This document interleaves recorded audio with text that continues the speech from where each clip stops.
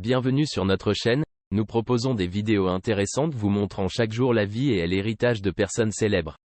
Le personnage est récemment décédé dans la vidéo d'aujourd'hui. Discutons de quelques malheurs. Avant d'entrer dans plus de détails, nous vous demandons spécialement de consulter notre chaîne et de vous y abonner, de la partager avec vos amis et de me rendre service. Nous invitons donc davantage de public à pouvoir accéder à notre contenu. Pour commencer notre vidéo avec le contenu, le côté obscur vient d'être révélé à propos du film La Petite Maison dans la Prairie. L'actrice Karen Grassel a joué la mère, Madame Caroline Ingalls, dans le film La Petite Maison dans la Prairie. Elle vient de publier une autobiographie racontant les aspects sombres de sa participation à ce projet. L'actrice Karen Grassel est célèbre pour son rôle de douce épouse et mère Caroline Ingalls dans la série télévisée américaine La Petite Maison dans la Prairie, 1974 à 1983. Pourtant, sa vie derrière l'écran est complètement à l'opposé de l'image de son personnage Caroline Ingalls. Dans les années 1960 et 1970, elle menait une vie de bohème, attirant beaucoup d'attention et de commentaires de la part de l'actualité du divertissement et du public américain. Par exemple, une fois, elle était ivre dans un avion et s'est immédiatement intéressée à l'homme assis à côté d'elle. Après être descendue de l'avion, elle a immédiatement suivi cet homme qu'elle venait de rencontrer jusqu'à son domicile. Partageant avec le New York Post, Madame Karen Grassel a admis « Je vivais de manière très chaotique, ma vie était hors de contrôle ». Aujourd'hui, près de 5 décennies après cette période de vie bohème qui a suscité la controverse, Karen Grassel a publié une autobiographie sur les problèmes psychologiques qu'elle a rencontrés, tels que l'alcoolisme et son instabilité constante qui l'ont tenue au bord de l'effondrement. L'autobiographie Bright Lights, Prairie Dust, Reflections on Life, Loss, and Love from Little Houses Ghost sera publiée à la mi-novembre.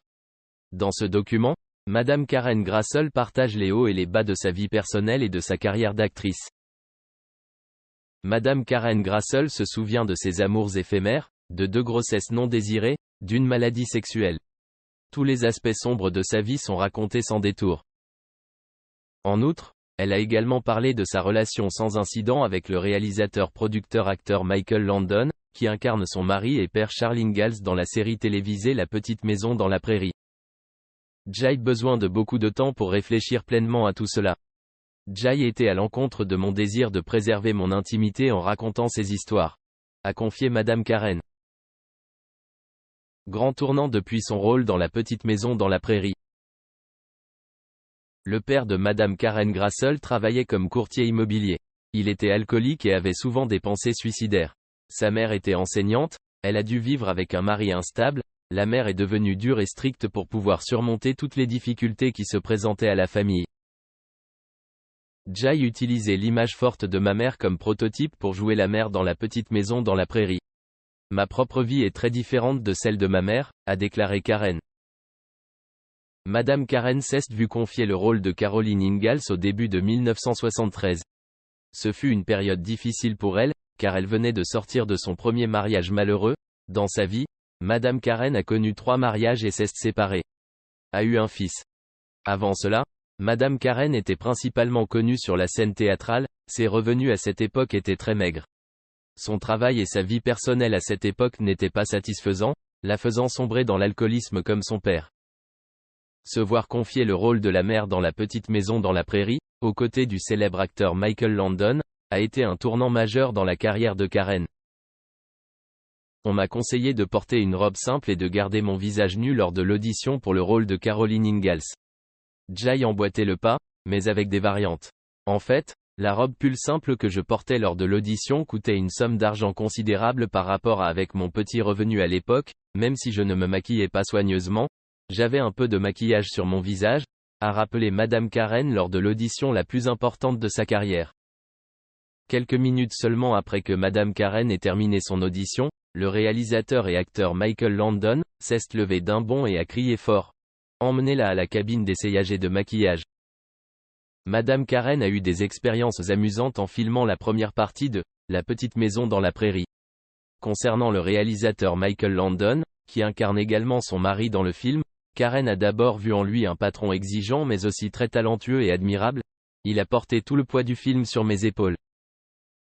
Le film populaire La Petite Maison dans la Prairie a aidé Madame Karen à avoir un revenu plus idéal qu'auparavant, mais à ce moment-là, elle a commencé à douter de ses propres capacités et à se sentir fatiguée à cause du calendrier de tournage serré, auquel elle n'était pas habituée. Parce qu'elle ne jouait que sur les scènes de théâtre. Plus je me tournais vers l'alcool pour essayer de surmonter les difficultés, peu à peu j'avais l'impression que ma vie n'était pas bonne et mauvaise, a déclaré Madame Karen. La relation n'a pas été fluide avec le réalisateur de La Petite Maison dans la Prairie. Les choses ont progressivement empiré lorsque Madame Karen a commencé à avoir des désaccords avec le réalisateur et acteur Michael Landon sur la question de la rémunération. Lorsque le tournage de la deuxième partie de La Petite Maison dans la Prairie a commencé, leur relation est devenue tendue, Monsieur Michael Landon a refusé d'augmenter le salaire de Madame Karen. Peu à peu, le rôle de Karen en tant que mère dans le film a vu ses scènes coupées et le personnage de la mère n'avait plus beaucoup d'espace pour jouer dans le film. Selon Madame Karen, Monsieur Michael Landon l'utilisait souvent comme sujet de taquinerie sur le plateau, lors de la révision des scènes filmées, il se moquait souvent de sa posture et de ses expressions, faisant rire toute l'équipe. Selon Madame Karen dans son autobiographie, au fil du temps, les propos de Monsieur Michael Landon à son égard sont devenus de plus en plus excessifs et grossiers.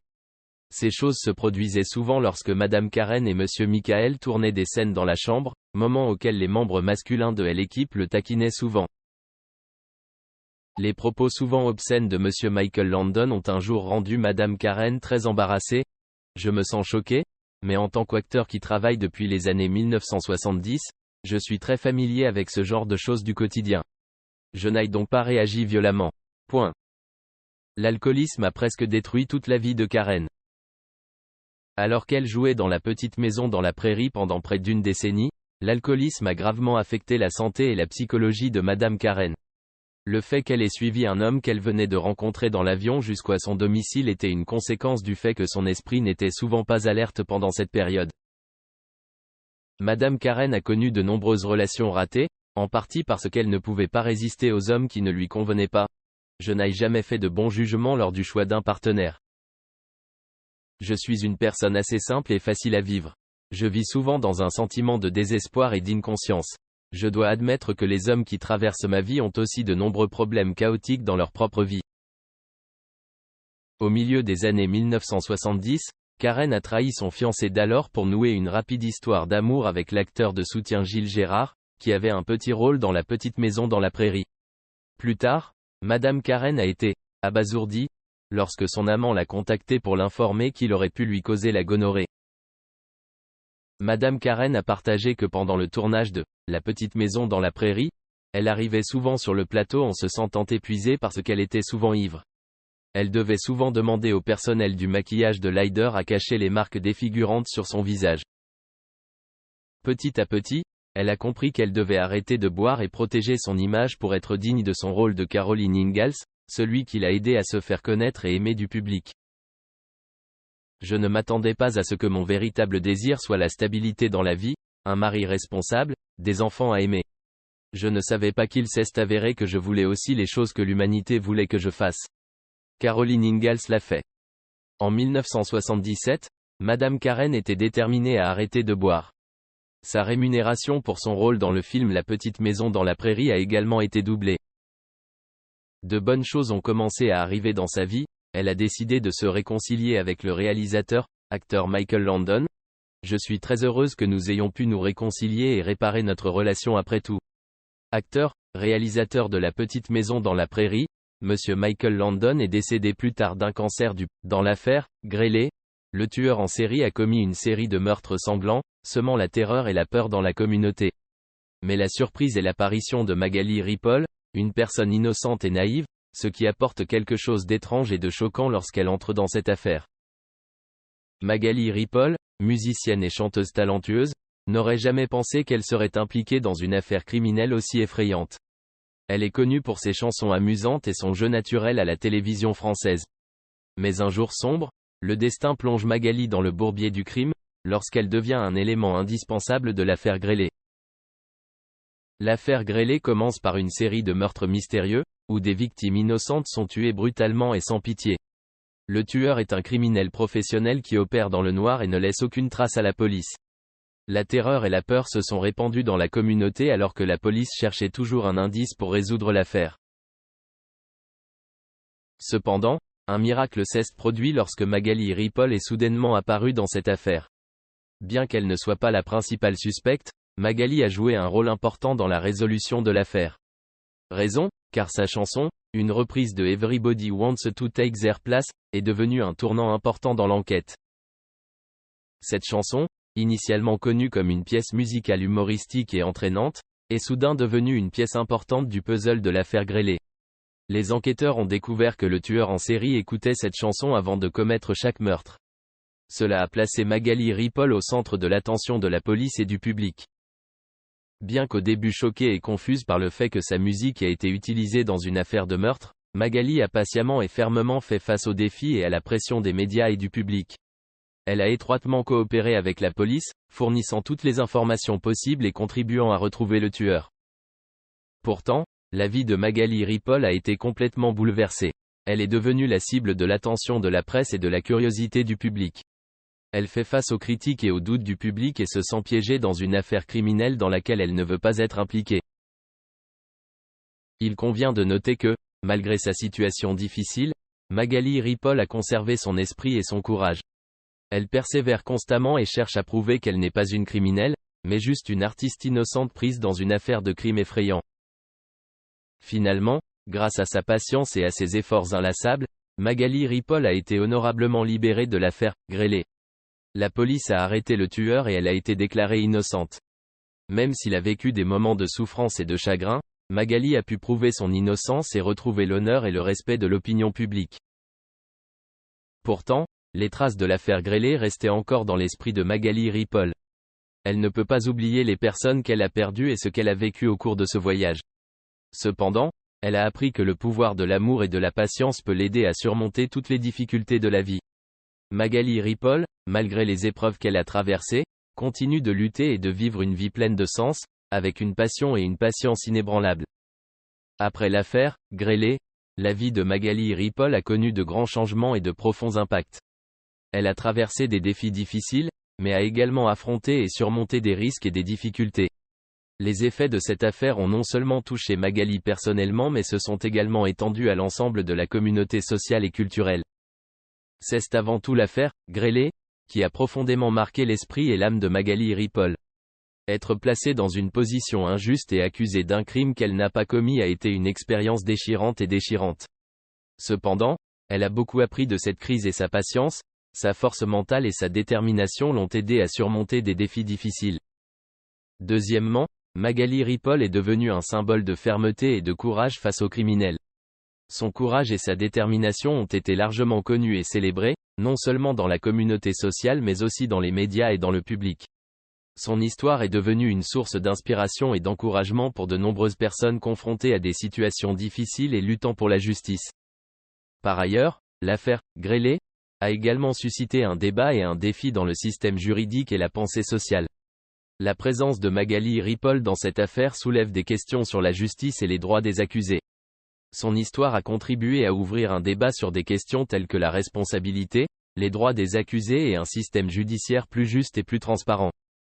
L'impact de Magali Ripoll après l'affaire Greeley s'est également étendu au secteur des arts et du spectacle. La renommée et la notoriété de l'affaire ont accru l'attention portée à son talent et à sa créativité dans l'industrie musicale. Son histoire a suscité l'intérêt de nombreuses personnes et accru la curiosité et l'anticipation quant à ses futurs projets et produits artistiques. Une autre influence de Magali Ripoll après l'affaire Greeley a été qu'elle est devenue un symbole de solidarité et de soutien dans la communauté. Son histoire a connecté et diffusé le message de fermeté et de croyance en la justice, et a suscité une vague de soutien et de sympathie de la part de la communauté sociale. Elle est devenue un symbole de solidarité et d'esprit communautaire, surtout dans les moments difficiles et tristes. En fin de compte, l'influence de Magali Ripoll après l'affaire Greeley a été qu'elle a créé un esprit d'optimisme et d'encouragement pour elle-même et pour son entourage. En surmontant les difficultés et les défis, elle a prouvé que le pouvoir de l'esprit et de la patience peut surmonter tous les obstacles et atteindre les objectifs de la vie. Magali Ripoll est devenue un symbole de persévérance, de confiance en soi et de capacité à surmonter. Ensuite nous continuons avec un nouveau personnage. Laurence Boccolini, l'une des noms les plus célèbres et appréciés de l'industrie française du divertissement, est non seulement une animatrice talentueuse mais aussi une figure influente de la communauté. Avec humour, talent et innocence, elle a conquis le cœur de millions de fans à travers le pays et dans le monde. Laurence Boccolini est née le 8 mai 1963 à Versailles, France. Elle a eu une enfance créative et heureuse, rêvant toujours de scène et de lumière. Même si elle a d'abord poursuivi des études en culture et en art, sa passion pour les arts du spectacle a toujours brûlé dans son cœur. La carrière de Laurence Boccolini débute dans les années 1980 lorsqu'elle commence à participer à de petites émissions de télévision et de radio en région parisienne. Son talent a rapidement attiré l'attention des producteurs et des médias, et elle a commencé à être invitée à participer à des émissions de télévision plus importantes. Tout au long de sa carrière, Laurence Boccolini a participé à de nombreux types de télévision, de la télé-réalité aux jeux télévisés en passant par les talk-shows. Elle est célèbre pour avoir animé l'émission Le Maillon Faible de 2001 à 2007, où elle a établi sa position dans le monde de la télévision française. De plus, Laurence a également impressionné le public à travers des émissions telles que Money Drop et Big Bounce Battle. Non seulement elle est une animatrice talentueuse, mais elle est également une productrice et une actrice aux multiples talents, participant à de nombreux projets artistiques différents et apportant toujours de nouvelles expériences au public. En plus de sa carrière sur le petit écran, Laurence Boccolini jouit également d'une bonne réputation dans le milieu caritatif et associatif. Elle profite toujours de son influence pour partager de l'amour et soutenir ceux qui en ont besoin. Elle participe souvent à des campagnes de collecte de fonds et à d'autres activités caritatives, visant à apporter aide et espoir à ceux qui en ont besoin. Malgré son succès et sa renommée dans sa carrière, Laurence Boccolini a également été confrontée à des défis et à des difficultés dans sa vie personnelle. Elle a partagé des pans de sa vie à travers des interviews et des livres, y compris les défis de santé et familiaux qu'elle a dû surmonter. Une des particularités de Laurence Boccolini, c'est sa sincérité et sa proximité avec le public. Elle crée toujours un environnement positif de communication et des interactions avec les fans via les réseaux sociaux et les événements publics. Sa proximité et sa convivialité ont créé une relation privilégiée et une large base de fans. Outre sa carrière télévisuelle, Laurence Boccolini est aussi une mère aimante et attentionnée. Elle a une famille heureuse et chaleureuse et prend toujours du temps pour ses enfants même si elle est occupée par son travail. La famille est toujours la priorité absolue dans sa vie. Ces dernières années, Laurence Boccolini n'a cessé d'innover et d'évoluer dans sa carrière. Elle a maintenu sa position dans l'industrie de la télévision et continue d'apporter joie et divertissement au public du monde entier. Bref, Laurence Boccolini est une femme talentueuse, chaleureuse et énergique, au parcours diversifié et aux contributions positives à la communauté. Avec humour, sincérité et talent, elle a conquis le cœur de millions de personnes et est devenue une icône de l'industrie du spectacle française. L'amour familial est un élément indispensable dans la vie de Laurence Boccolini, connue non seulement pour son talent télévisuel mais aussi pour son amour et son importance pour la famille. L'histoire d'amour de sa famille est un voyage émotionnel, où l'amour et le soutien sont toujours compris et présents, une source d'encouragement et de force pour surmonter tous les défis et difficultés de la vie. Laurence Boccolini est née et a grandi dans une famille chaleureuse en France. Ses parents, qui aimaient et prenaient soin de leurs enfants, lui ont inculqué les valeurs d'amour, de respect et de bienveillance. Dès ses premières années, sa famille a été une source importante d'encouragement et de soutien pour Laurence, l'aidant à se développer et à mûrir. La relation avec ses parents occupe une place importante dans la vie de Laurence. Elle montre toujours de la gratitude et de l'appréciation pour leur présence et trouve toujours des moyens de consacrer du temps et de l'affection à ses parents même si elle est occupée par son travail. L'amour et le soutien de ses parents sont une source d'encouragement extrêmement précieuse, l'aidant à surmonter les défis et les difficultés de la vie. Par ailleurs, Laurence entretient également une relation étroite et particulière avec ses frères et sœurs. La compréhension mutuelle et le soutien entre les membres de la famille sont quelque chose qu'elle apprécie toujours. Des souvenirs heureux et des moments mémorables avec ses frères et sœurs ont créé un lien fort et spécial, aidant Laurence à se sentir en sécurité et heureuse dans la vie. La relation de Laurence avec ses enfants fait également partie intégrante de sa vie de famille. Son amour et ses soins pour ses enfants sont inconditionnels et sans limite. Elle essaie toujours de consacrer du temps et de l'affection à ses enfants, faisant tout ce qu'elle peut pour prendre soin d'eux et les protéger. La famille est également l'endroit où Laurence recherche du réconfort et du soutien pendant les moments difficiles et éprouvants de la vie. La solidarité et la chaleur de sa famille sont une source d'encouragement et de force qui l'aide à surmonter toutes les difficultés et à poursuivre son chemin. De plus, les relations familiales sont aussi le lieu où Laurence recherche le partage et la joie dans les moments simples de la vie. Les réunions de famille, les voyages et les activités partagées ont créé des souvenirs mémorables et créé une atmosphère chaleureuse et joyeuse pour Laurence et sa famille. Bref, l'affection familiale est un élément indispensable dans la vie de Laurence Boccolini. La famille n'est pas seulement un lieu qui lui apporte amour et soutien, mais aussi une source d'encouragement et de force pour l'aider à surmonter tous les défis et difficultés de la vie. La proximité et l'unité de la famille ont créé pour Laurence un environnement chaleureux et heureux, où elle cesse toujours hors de contrôle. D'une part, Charlie était connu pour engager des jeunes adultes et avoir des relations sauvages sous l'emprise de la drogue. I don't know, man. I was banging 7-gram rocks and finishing them because that's how I roll. I have one speed, I have one gear. Go! I probably took more than anybody could survive. L'acteur a également été accusé d'avoir eu la main lourde avec les femmes de sa vie. Vous le dites, Charlie Sheen l'a fait. De toute évidence, les producteurs de Mon oncle Charlie étaient à bout de nerfs. Mais ils voulaient